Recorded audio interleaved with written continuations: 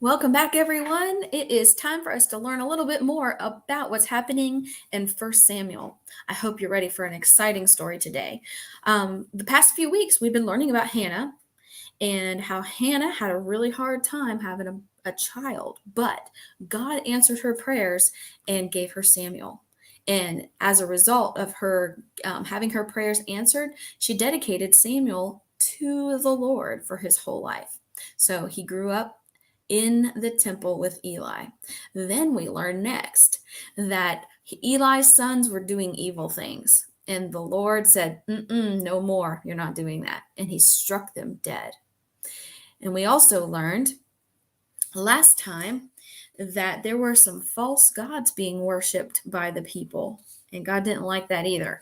So this week we are looking at dig site number 4. Recall it's called Returning and Rejoicing. So are you ready? Let's find out what this is all about. You can see that this is found in the book of 1 Samuel chapter 6, verses 1 through verse 1 through chapter 7, verse 1. So it's going to take up a whole chapter. Here we go. When the ark of the Lord had been in the Philistine territory 7 months, the Philistines called for the priests and the diviners and said, "What shall we do with the ark of the Lord? Tell us how we should send it back to its place." They answered, "If you return the ark of God to Israel, do not send it back to him without a gift. By all means, send a guilt offering to him. Then you will be healed. You will know why his hand has not been lifted from you. Away and pen them up."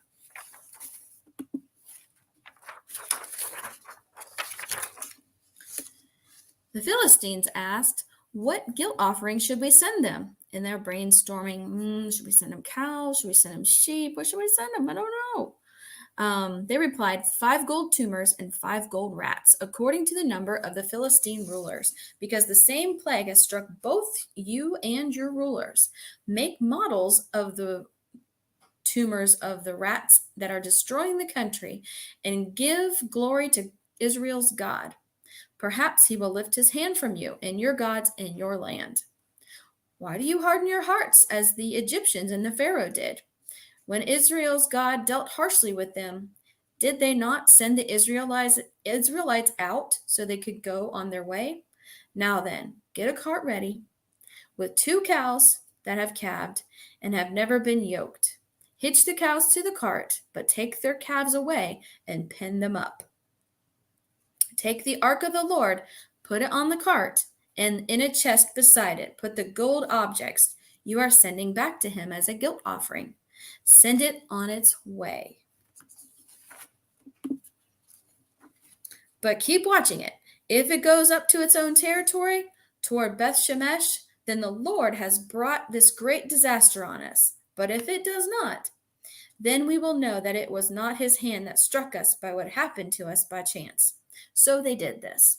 They took 2 such cows, hitched them up to the cart, penned their calves, and they placed the ark of the Lord on the cart along with the chest containing the gold rats and the models of the tumors. Then the cows went straight up toward Beth Shemesh, keeping on the road and lowing all the way. They did not turn to the right or to the left. The rulers of the Philistines followed them as far as the border of Beth Shemesh. Now, the people of Beth Shemesh were harvesting their wheat in the valley, and when they looked up and saw the ark, they rejoiced at the sight.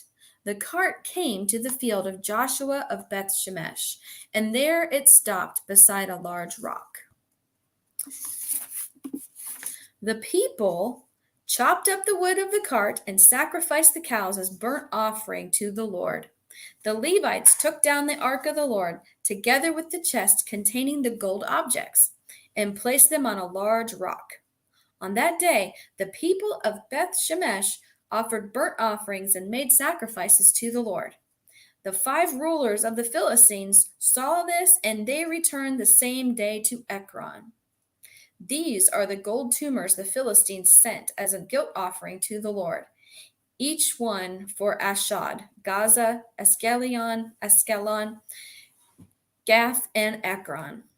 And the number of the gold rats was according to the number of the Philistine towns belonging to the 5 rulers, the fortified towns with their country villages. The large rock on which the Levites set the ark of the Lord is a witness to this day in the field of Joshua of Beth Shemesh. But God struck down some of the inhabitants of Beth Shemesh, putting 70 of them to death because they opened and looked into the ark of the Lord. The people mourned. They were so sad because of the heavy blow the Lord had dealt them. And the people of Beth Shemesh asked, "Who can stand in the presence of the Lord, this holy God? To whom will the ark go up from here?"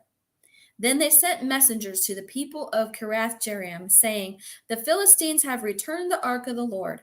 Come down and take it up to your town."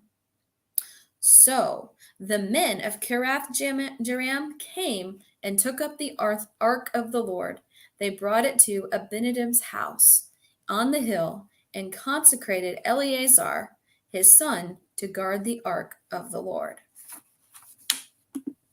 And here we can see the ark is being guarded by Eleazar.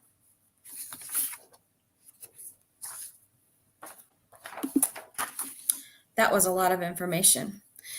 Here's our memory verse for today. I want to talk about our story just a little bit here. Our memory verse is found in Psalm 77, verse 13. Your ways, God, are holy. What God is as great as our God? None. There's our memory verse again. Psalm 77, verse 13. Your ways, God, are holy. What God is as great as our God? The answer is none.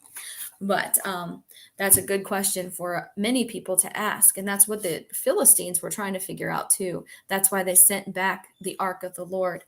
And they sent back these crazy tumors because people like the Philistines thought that these tumors, cancer, was being caused by rats. So they sent back these models of the rats and the tumors as an offering because they thought that would be pleasing to God. And they thought that that would get the one true God off their back. They just didn't realize because their God was somebody else. Remember Dagon from last week? So what happened here? What happened here? We've got these Philistines sending this offering, and they said if they go the way of Beth Shemesh, then the offering was going to be to God, the one true God. And that's exactly what the cow did, taking the Ark of the Covenant up to Beth Shemesh. So the people did right by sacrificing the animals, but they didn't understand the ark and how holy the ark is. And it's true for each one of us too. We need to be mindful about the things that we do. We need to be mindful that we are not trying to take God's control into our own hands. We need to trust God and we need to follow him. And that's one of the biggest lessons for us to learn, that God's ways are holy and there is no other God greater than him. But thank you for tuning in. I hope that you've enjoyed the story. It was a little complicated this week, but I think next week be a little bit easier. Have fun practicing your questions, and remember, God loves you and he wants to be with you always.